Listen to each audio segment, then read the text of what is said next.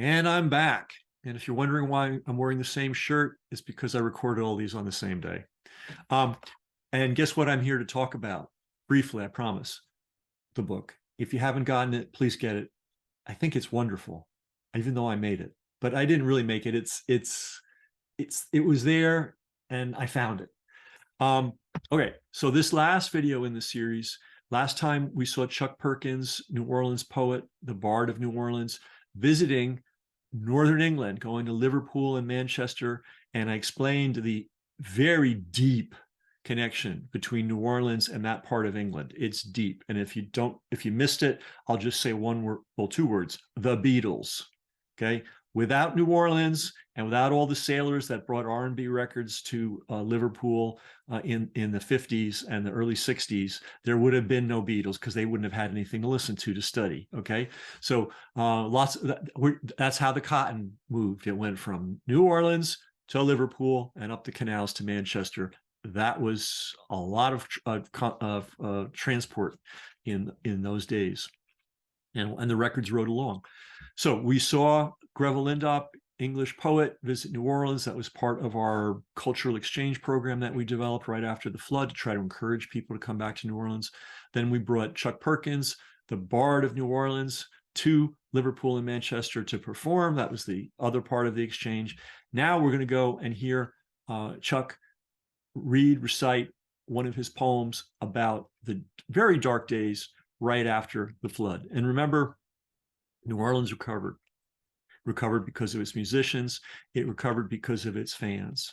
A lot of good people came down to New Orleans to pitch out. A lot of college students, a lot of church people. The government people were a little slow on the draw there, but the normal people came out and really helped. So anyway, here's Chuck Perkins live from Chickawawa, a club in New Orleans, doing a performance of his "We Ain't Dead Yet."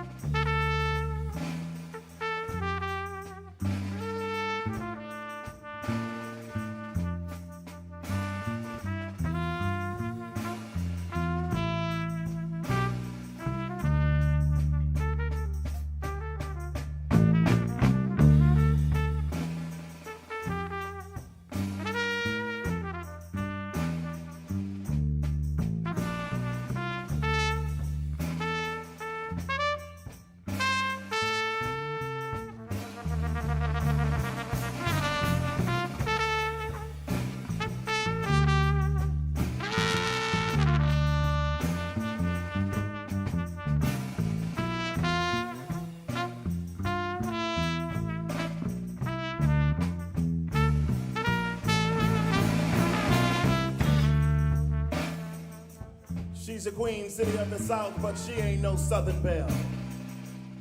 She's a bourbon drinking broad made hard by her battles and wars, diseases, and other floods.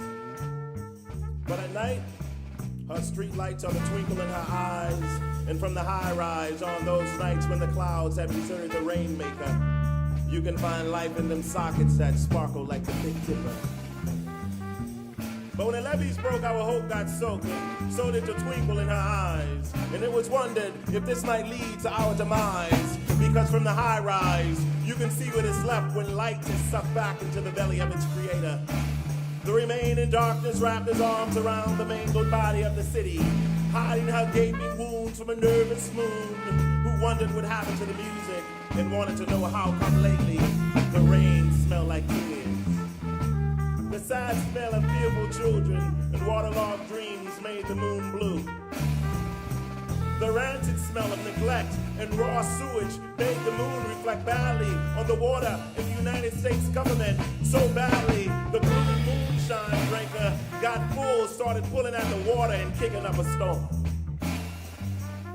articles in the New York Times titled Death of an American City had people from uptown to the lower Ninth Ward pinching themselves and blowing in mirrors, looking for confirmation of life while trying not to lose hope, like Mr. Joe, who was a consummate optimist because he had hope all of his life. And when he was first given the news about his flooded home, he woke up every morning to a cup of coffee in the hope that things were not as bad as they said. And this time he embraced hope firmly in his hands because he was a carpenter, but he turned his head long enough to wipe his eyes and blow his nose, only to turn back and find that his hope had flatlined in his hands, a double Katrina whammy. Too much pressure on his 70-year-old heart, so days later he went the way of his hope. And his friends wondered what hurt most. Was it the destruction of his home or the death of his hope?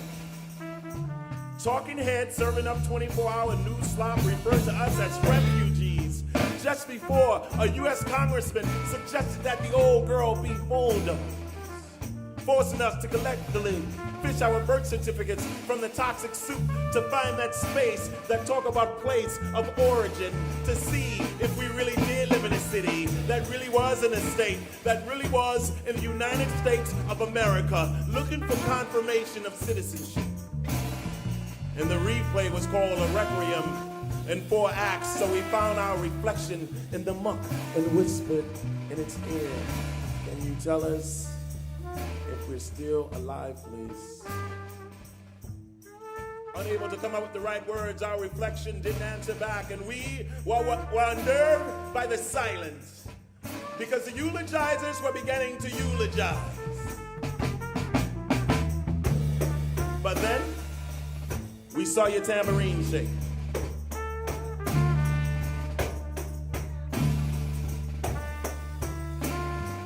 And we heard your drum beat.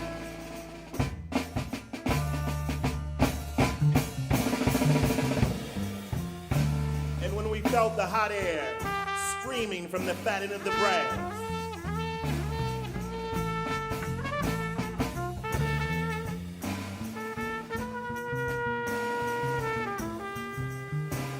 we knew that it was the breath of the city, and it was the confirmation that we were looking for, so we shouted out to the grave digger, "Hold on to your dirt, partner, 'cause we ain't dead yet."